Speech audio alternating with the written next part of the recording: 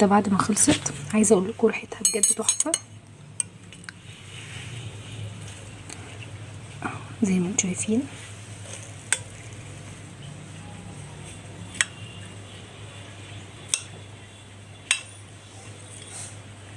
بجد تحفه، جربوها قولوا رايكم.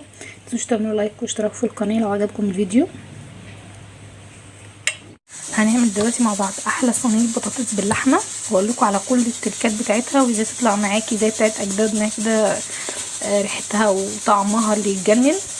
معايا اول حاجه بصلتين انا قطعتهم كده شرايح زي ما انتم شايفين. بعد كده هتبلهم بشويه فلفل اسود، شويه كزبره، وشويه 7 بهارات،